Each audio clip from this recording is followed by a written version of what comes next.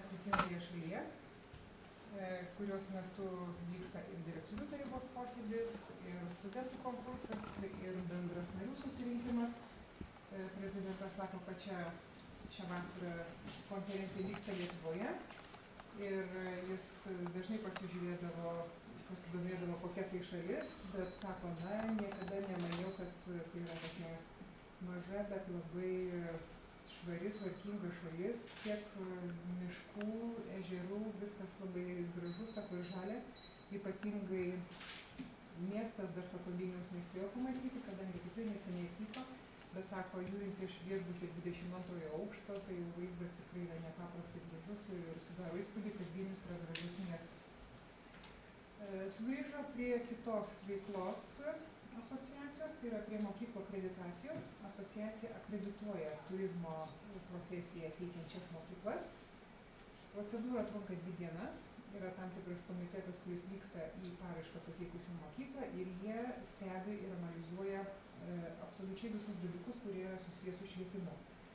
Pačią mokyklą, turizmo programos turinį, metodus, personalą, mokymo priemonės ir visas kitas reikalingas priemonės turi procesą įgyvendinti.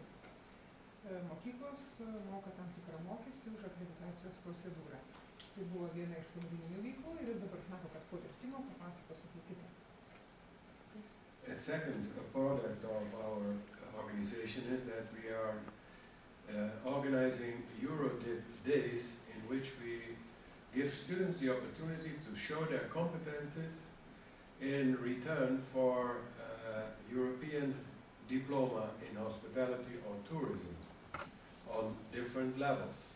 We know that very soon Lithuania will belong to the European Union and that the borders will go open to work in all European community countries. So it is very nice for students to have this extra diploma from the Eurhodip organization for their application for jobs outside of Lithuania.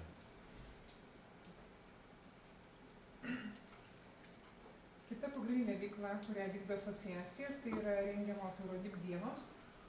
Ir veikla iš tikrųjų yra skirta studentams, kad studentai galėtų parodyti, pademonstruoti savo kompetencijas turizmo srityje.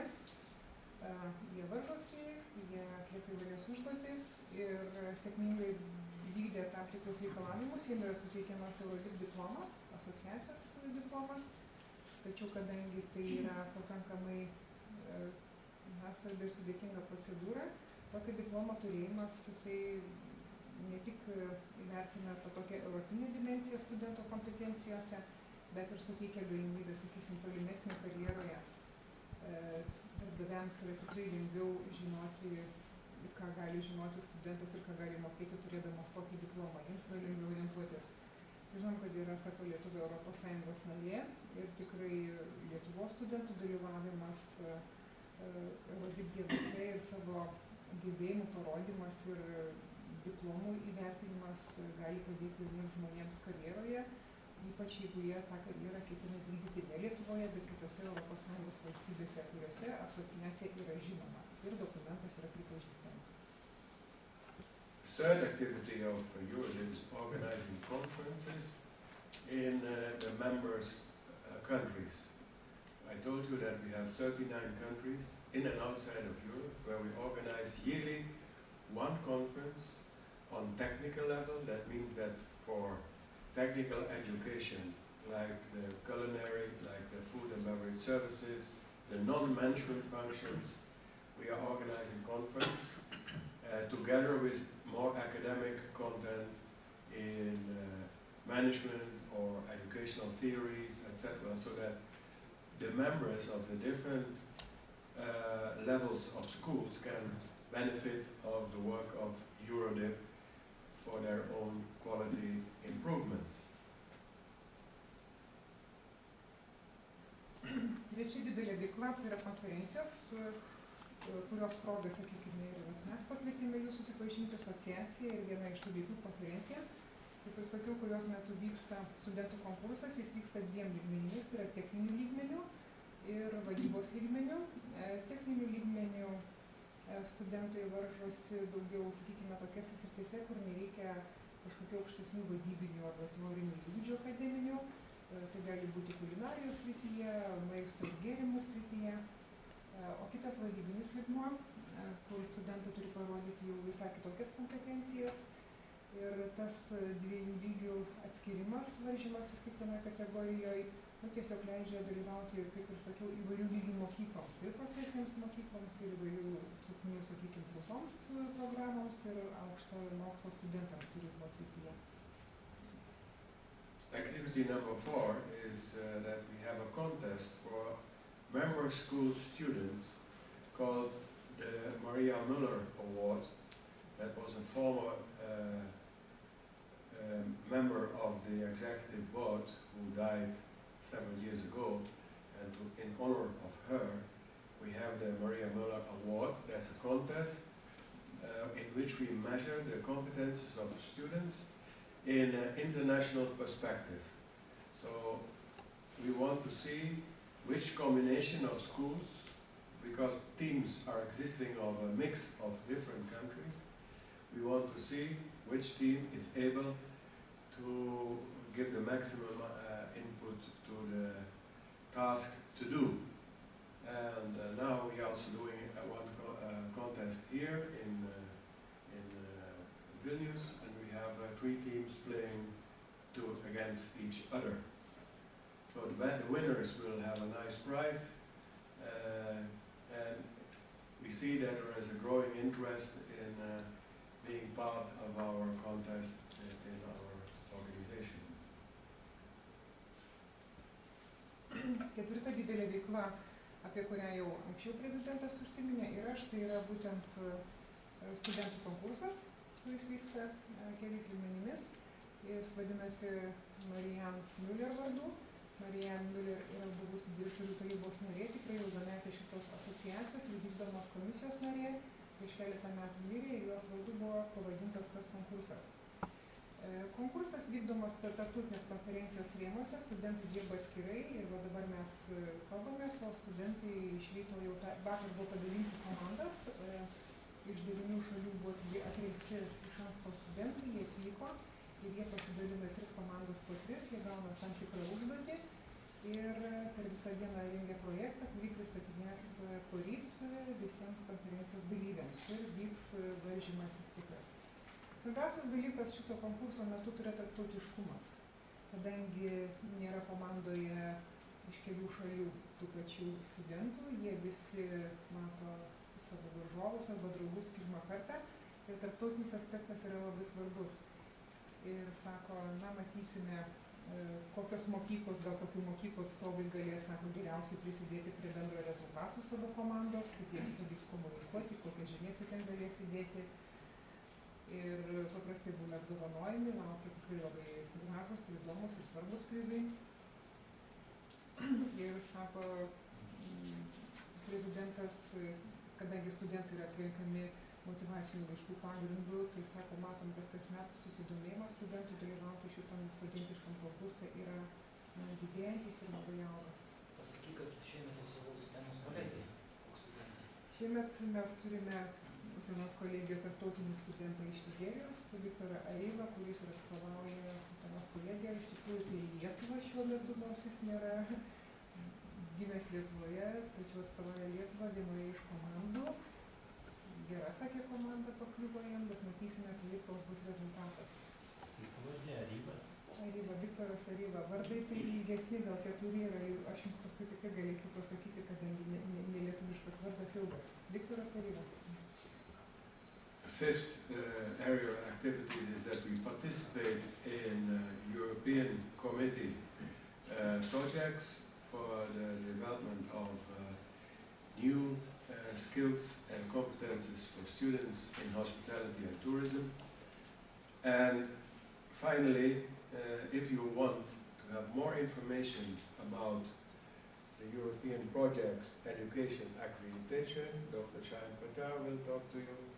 If you have want to have information about the organization of Eurhodip, our coordinator, Christine, will answer the questions. for marketing website and other outings of communication. Nafia will answer questions. For conferences and events, Helena will, membership control and membership services is Helena. For Maria Muller Award and general things about the executive board is our first Vice President Martin, and our board of directors member, the organizing rector of Utena College. He can control if everything is true, what we say. So please, your questions are open now, and you can choose one you want to ask something. Trumpai noriu pabaigti, prezidentas užbaigė 5-ąją veiklą, tai iš tikrųjų labai svarbi veikla, kurioje irgi dalyvauja asociacija, tai yra įvairūs ES inicijuojami projektai. Visi šitie projektai būna skirti atverti ir sukurti naujas galimybės naujoms kompetencijoms, žinioms studentų, tai yra turizmo ir svetingumo srityje. Ir vėl gražiai prezidentas pristatė kiekvieną iš dalyvaujančių žmonių. Jeigu jūs norėtumėte užduoti klausimus, daugiau sužinoti apie projektus, dalyvavimo projektuose ir akreditavimo procedūras, vėlgi iš dešinės jūs galite užduoti klausimą ponui Šajonui Patinjarui. Ponia Kristin Klimpa, jinai yra atsakinga už visą veiklą asociacijos, jeigu jums yra įdomus organizaciniai kažkokie klausimai, jūs galite ją užduoti klausimą.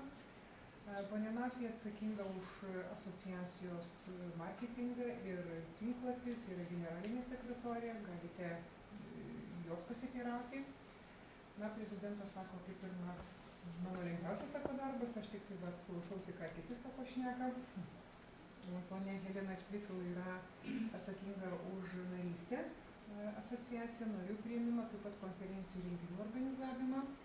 Ir ponas Martinas atsakingas už tą studentų konkursą, Marijan Liuder konkursą, kuriame varžosi studentai.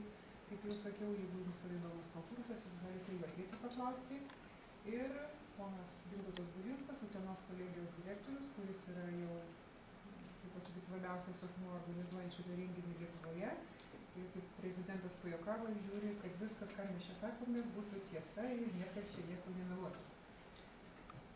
Tai tuomet, gal turite klausimų? Tiesiai. Aš labai atsiprašau, pasakyti, kad pasakytumėt kas ir ką atstovauti klausimą. Aš labai atsiprašau, kad kalbėsiu ir klausiu lietuviškai, atstovauju radio stotį ir mano vardas yra Linas Bražionis. Ir klausimą gerbiamam prezidentui, ko gero norėčiau pateikti. Vis tik tai didžiulis šalių žemėlapis apima asociacijos būtent skirtingos patirtys, yra skirtingos šalys, skirtingi universitetai, galų gale religija, tradicijos, ekonominės galimybės tarp jų, kaip rasti bendrą kalbą ir suvienyti bendram asociacijos darbui ir tikslui. Just a moment. If you don't understand the thing.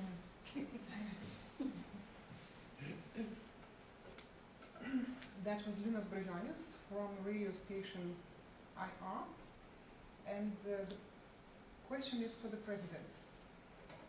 Linas says that he was impressed by the map of the countries participating in association. So many countries, so many experiences. Sometimes schools and people coming from countries with different religion, political situations, economical situations, beliefs and traditions. How do you find the common language? How to unite people for the sake of the association, for its activity, for its results? Nice question. The answer is not simple, but I will make a try to give you an impression of how we are doing this. I'd say the first element who is responsible for the concrete, who makes the members a team, is that we are friends. We are very keen on finding people with whom we can work together in harmony without losing their critical view. Languages are the most easy to overcome the difficulty of non-communication by using interpreters. All our conference, mostly we use interpreters like we do now. We have the same problem here in this conference, in this meeting with the press. That language is the difficulty to communicate together. Most of our responsible board members are speaking English. English and French are the two languages who are the leading languages in our all our meetings and all our deliberations. So French is going a little bit more back because our past president was a French president and he preferred to speak French. But our Russian members, like the member of Armenia, is not Russia, but Alexei he left. My friend Robert, he communicates in meetings with his Russian colleague because they understand each language. So the language is a minor problem for us. Then how do we cope with the difference in, let's say, cultural background, religious, etc.? In Eurhodip, there is no difference in religion. We are all people with different religions, and we never speak about religion, relational issues, even political issues are never an issue in our communication. To avoid that we are going out of each other, divagate in opinions, we have a mission and we have our targets, we have our goal. Every member of this board has his own responsibility and his targets to make. There is no misunderstanding about that because in common language we say we plan our activities and we work our plans. So what we are doing is to synchronize our opinions first before we go to decisions. So we prepare all the things before we go to the board of directors in this gremium. First, we have to have the quorum, the needed voices for making a decision with the board before we go to the board members. And we are a long time, it is a traditional organization, Eurhodip, a long time together in which there is mostly a consensus. So we don't suffer from religion, we don't suffer from cultural biases because we have our own philosophy of our association in which everyone says yes before getting a member, and in our meetings we try to respect each other as friends before we take a decision. We plan everything before we do anything. That was a lot. Thank you very much. Yeah, that was a lot. Tai aš pabandysiu persakyti, interpretuoti, kaip buvo pasakyta funkcija mūsų, ką sakė prezidentas. Padėkoju už klausimą, sakau, gražus klausimas, tačiau atsakymas jį nėra paprastas. Ir prezidentas, sakau, bandysiu, būtų gal sunku paaiškinti, kad bent įspūdį sudaryti, kaip viskas vyksta.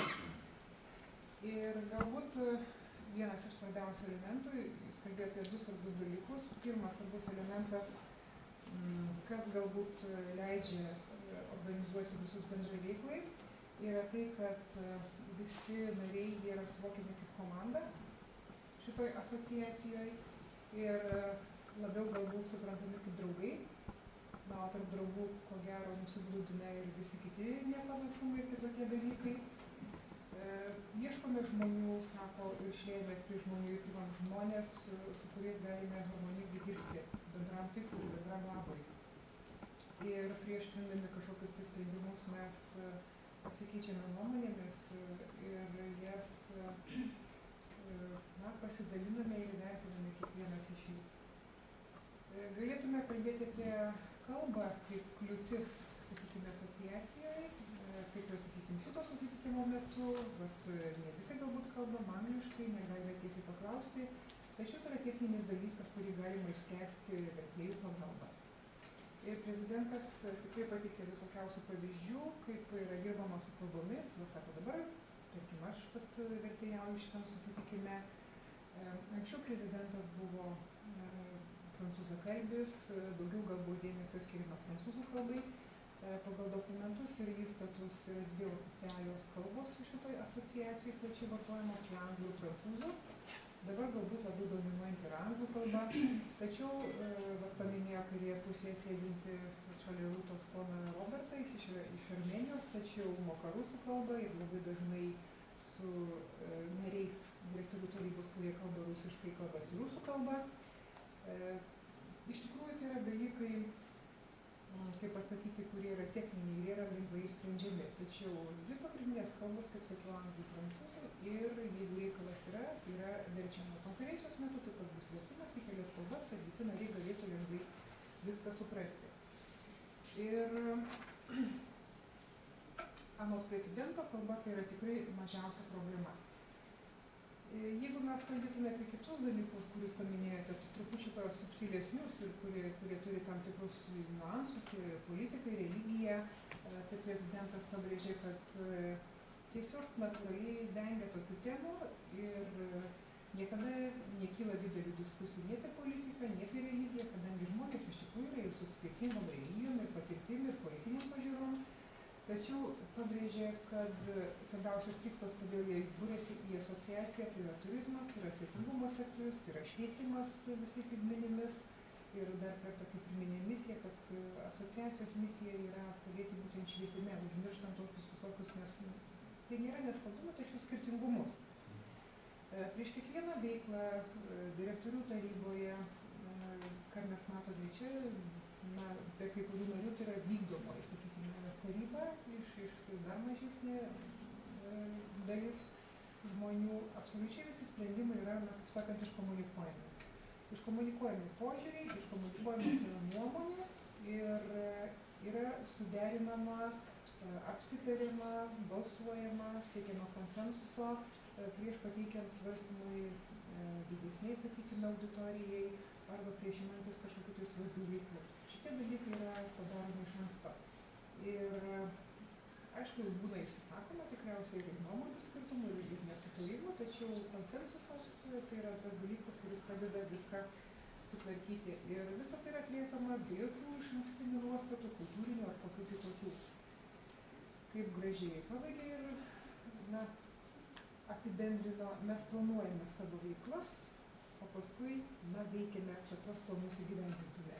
Nes iš tikrųjų kiekvienas iš narių, kokie skirtingi bebūtų direktorių tarybos narių, vykdančios tarybos narių, jie turi savo atsakingas veiklas asociacijoje ir jie koncentruojasi būtent į tas veiklas, kurios jiems yra paskirtos. Tai bekas. Dėvisimila.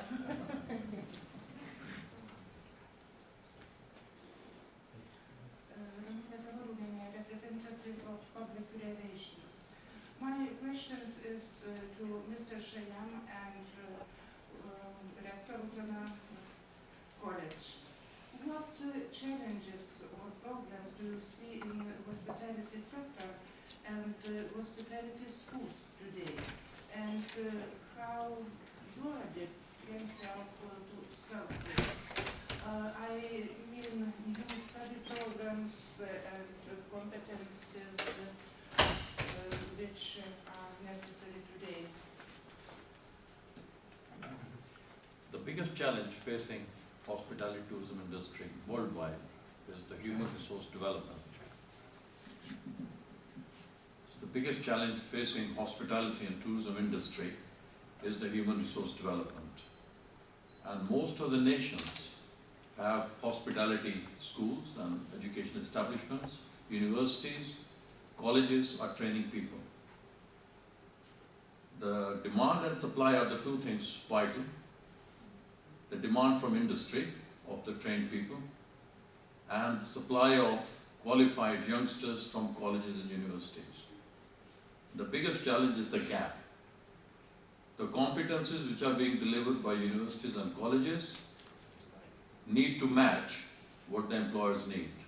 The industry is changing rapidly, as we can see with the introduction of ICT, and new customer demands, new type of customers, the new taste. We have to ensure that we produce the product through the educational establishment, what is required by industry. And that's the biggest challenge, to compromise the two. In order to do this, the European Commission is well aware of this challenge, because they have carried out their own study and looked at the skill mismatches, skill gaps, and skill shortages in the industry. And they invited tenders for the projects. So this is the project which Eurhodip is carrying out and are responsible for it, is to assess employers' needs, what employers need, in the form of electronic questionnaire which has gone to employers across Europe, and also doing by research, desk research, and finding out how the industry is moving, interviewing customers, and looking at the offer from the various colleges across Europe. So there are 12 members for this project, and we are looking at the qualifications at various levels, starting at level 3, going up to level 6 and 7. The biggest issue which has come out is at level 4 in the middle. We have, some other countries have got qualified chefs and restaurant staff and sommeliers, and a lot of universities are offering degree program, bachelor's, master's and PhD in tourism. The biggest issue lies in the middle, that the young people leaving the colleges, do they have employability skills, which means professional skills for hospitality. Plus, they need to have customer service skills, information communication technology, ICT skills they need to have. They need to be entrepreneurship, innovation, because 75 to 80% of the businesses in tourism across Europe are SMEs, small establishments, not large companies like Radisson Blu or Hilton's or Holiday Inn. So the system of education has to be such, has to satisfy the need of large employers, the brand companies, and also the small ones. And for that we need plenty of skills for entrepreneurship, innovation. And of course, sustainable tourism is vital, which includes looking at accessible tourism, senior tourism, mainly in Europe. Majority of the population is getting into the senior tourism bracket. So these are the new products which are coming up, and youngsters need to be aware of that. And with the help of Eurhodip, we are hoping to launch a new qualification to fill these gaps in next year, which will be European diploma, replacing the present diploma we have. Thank you. Thank you very much. All right. Ponas Šriemas atsakė iš esmės labai struktūruotai jūsų klausimą apie tai, kokiais iššūkiais dabar susiduria švietimo sektorius turizmo ir svetingumo srityje. Tai jo manymu didžiausias iššūkis yra žmonių išteklių plėtra, žmogiškų išteklių šitoje srityje plėtra. Ir jis sako, kad mes turime turizmo sektorių, svetingumo sektorių, taip pat turime mokyklas, įvairių lygių mokyklas, kurios ir ruošia specialistus. Ir didžiausias iššūkis, su kuriuo susiduria, tai būtent auganti pasiūla ir paklausa. Paklausa tai ateinanti iš turizmo sektoriaus pusės, reikalauja specialistų, kurie atitiktų kiekvieno poreikius, darbdavių poreikius. Lygiai taip pat yra žiūrima į mokyklos, kurios, sakykime, kiekiai, jeigu taip pažiūrėtume labai marketingo terminais tos specialistus. Didžiausias iššūkis, ką pastebi dabar, yra atotrūkis. Atotrūkis tarp to, kokio specialisto prašo turizmo ir svetingumo sektoriaus įmonė ir kokį specialistą duoda švietimo institucija. Ir jis sako, kad keičiasi klientai, keičiasi požiūris į klientus, keičiasi įvairios veiklos ir taikomi metodai ir technologijos. Ir į tą reikia labai reaguoti. Pokyčiai yra labai greitai ir dideli. Europos Sąjunga žino apie tokius pokyčius ir kaip tik šiuo metu apie tos pokyčius ir dirbama labai daug su kompetencijų trūkumu arba įgūdžių trūkumu, sakykime, šitoje srityje. Ir ponas Šajamas kaip tik pristatė didžiulį projektą, kuris vienyje 12 narių ir jis yra koordinatorius šito projekto, Eurhodipas įvykdo, ES projektas. Būtent siekiama įvertinti visų įmonių arba viso turizmo sektoriaus, kokio lygmens tai bebūtų įmonė, poreikį specialistams. Ir atitinkamai yra žiūrima įvairių šalių švietimo sistemas. Didžiausia, aišku, yra siūlomos įvairios programos nuo profesinio lygmens, nuo 3 lygmens, kas yra susipažinę su kvalifikacijų sandara, iki 7 lygmens, kur teikiamas ir magistras, ir bakalauras turizmo srityje. Ir šiuo metu, sakykime, atlikus tam tikrą analizę, akivaizdu, kad didžiausias didės trūkumas yra ties 4 lygių, kur yra pereinamas iš profesinio į aukštą išsilavinimą. Ir kartais trūksta komunikacijos tarp darbdavių, sakykime, koks yra jų poreikis nupiešti, koks tas specialistas turi būti, arba tarp mokyklų, kurios galbūt ne visada patenkinti darbdavių lūkesčius. Ir išvardino dalykus, kurie turi atsirasti pas jauną žmogų, tai yra gebėjimas ir technologijų supratimas, ir inovacijų, gebėjimas taikyti inovacijas, gebėjimas jas surasti greitai ir adaptuoti savo veikloje.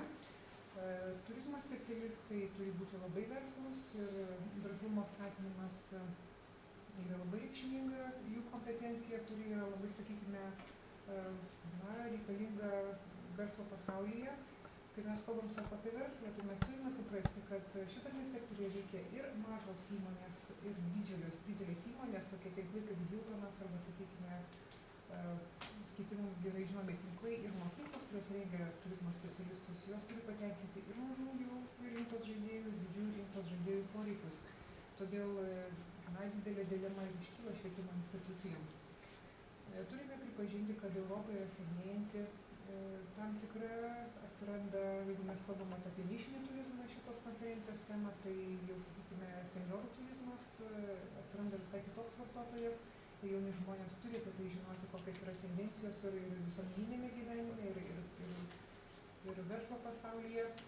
Ir Eurhodipas dalyvaudamas su tokio masto ES projekte, tai yra įvertindamas rinkos pokyčius, įvertindamas mokyklų teikiamas kvalifikacijas ir parengiamas specialistų ir jo kompetencijas, įvertinęs atotrūkį tarp pasiūlos ir paklausos ir bandys pasiūlyti sprendimus, tai yra esmės, sakykim, šitos asociacijos, kaip tais metais bus parengta programa ir suteikianti jauniems žmonėms tas trūkstamas kvalifikacijas ir siekdama jas dokumentuoti atitinkamais diplomais ir sertifikatais.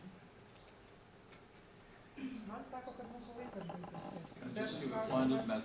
Bet dar klausimas buvo... Aš tiesiog norėčiau kreipdėmėsi visų į organizacijos pavadinimą. Nesunku pastebėti, kad pavadinimas Eurhodip susideda iš 2 sutartinių žodžių. Tai būtų Europos diplomas. Ką tai reiškia? Tai Europos diplomas, žinoma, reiškia, kad organizacija nesiekia išeliminuoti iš rinkos nacionalinius diplomus. Tačiau Europos diplomas reiškia 2 tikslus. Pirmas tikslas – tai sukurti besimokančiam jaunimui universalias sąlygas, universalius standartus, kad jie atitiktų ne tik tai jo šalies, bet kitų, visų pirma, kitų ES šalių darbdavių lūkesčius atitiktų. Ir antras dalykas – paruošti konkurencingą specialistą, kuris, nepaisant to, kur įgyja savo pagrindinį išsilavinimą, galėtų konkuruoti dideliai, plačioj europiniai darbo rinkoje.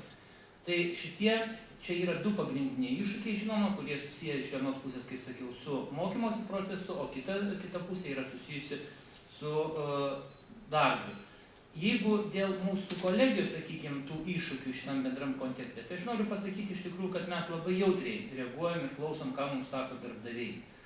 Tai visiškai nesenai mes kaip alternatyvą vėl atstatėm rusų kalbą, kaip pasirenkamą užsienio kalbą. Kodėl? Todėl, kad mūsų studentai, nepaisant to, kad yra labai gerai vertinami darbdavių ir praktikų organizatorių iš Turkijos, iš Graikijos, iš Kipro viešbučių, tačiau jie laukia, kadangi mes esame iš tos srities, laukia, kad mūsų jaunimas, mūsų studentai kalbėtų rusiškai, mokėtų rusų kalbą, kadangi tose šalyse, kurias aš paminėjau, yra labai daug turistų iš Rusijos. Todėl mes, kaip vėlgi sakiau, statėm kaip pasirinkimą, kad rusų kalba kaip užsienio kalba vėl galėtų būti pasirenkama. Taigi tai yra tik tai maža dalis tų visų tų iššūkių, bet tie konceptualūs pagrindiniai, tai žodžiu, yra iš tikrųjų labai svarbus, kad žmogus bet kur, laisvai judėdamas ir galėdamas pasinaudoti tom didelėm privilegijom, kurias teikia Europos Sąjunga, laisvai judėdamas po visą šitą didelę erdvę, galėtų be įsivažiavimo, be žinių perpatikrinimo, be kažkokių, kaip sakau, karantino laikotarpių atvažiuoti ir kitą dieną pradėti dirbti bet kuriam viešbutį, bet kuriam sektoriaus padalinyje, turėdamas nacionalinį diplomą, kuris atitinka visos Europos Sąjungos standartus. That was good. It was true. So, can we have a little bit of attention to the time, because we have Yes. a meeting going on with the board of directors. So if it could be the final question, we would be very happy. Gal atkreipė prezidentas dėmesį, tai, kad mes jau laikas baigėsi ir vėluoja, kadangi kitą valandą turėjo prasidėti direktorių tarybos posėdis, tai jeigu kas turite nepaprastai svarbų klausimą paskutinį, tai jį dabar ir užduotų greitai. O jeigu... Trumpą, greitai. Paskutinį. Laikraščio ir regioninio portalo Utenos diena vyriausias redaktorius Vytautas Tridikas. Vieną klausimą profesorius Bužinskas man atsakė, o norėčiau prezidento paklausti, kaip jis vertina Utenos kolegiją jų asociacijoje. Aha, klastingas klausimas. What about Utena College Association? Yes, Mr. Ridikas is from regional portal, news portal, and he said that part of his question about challenges was answered by rector Vytautas Bužinskas, but he wants to ask you, how do you see Utena College as the member in this association? Ir ko gero vienintelė Baltijos šalyse. Yes, one from the Baltic countries. A very tricky question. A very short answer. Good. Trumpas atsakymas. Utena is always present in our board meetings, active and with intelligence that help us to make team decisions in our board. The hospitality in Lithuania is visible in the activities of the Utena College, for example, by organizing this conference. It's not every school who wants to give the members an opportunity to have their meeting in a country like this. So the openness in which we are received here in Lithuania is an example for the participation of the Utena College in our association. So it is not only the behavior, but also the presence as a representative of this college. And we are very happy to be together with them here. Atsakymas yra labai trumpas. Tikrai galiu pasakyti, kad kolegija visada dalyvauja ir asociacijos veikloje, ir direktorių tarybos veikloje, kadangi kolegijos direktorius yra vienas iš direktorių tarybos narių. Visada aktyvus. Taip pat kolegijos, gal šiuo atveju mūsų kolegijos vadovo išprusimas ir inteligencija, kiti dalykai labai yra svarbus priimant bendrus sprendimus, asociacijos sprendimus. Svetingumas, kurį parodė kolegija, jau vien prisimdama organizuoti tokį didelį renginį visos asociacijos nariams, parodo, kad tai yra labai rimtas požiūris, tai rimtas, sakykime, narys asociacijoje. Ir, kaip dar kartą pasakė prezidentas, yra labai laimingi būdami Lietuvoje. Ir būtent būti Utenos kolegijos skaičiais. Ačiū Jums labai. Thank you very much. I would thank you for your interest for our association, and we are promising you that we are continuing to support Utena College as one of our good members of Eurhodip. Thank you all. Thank you.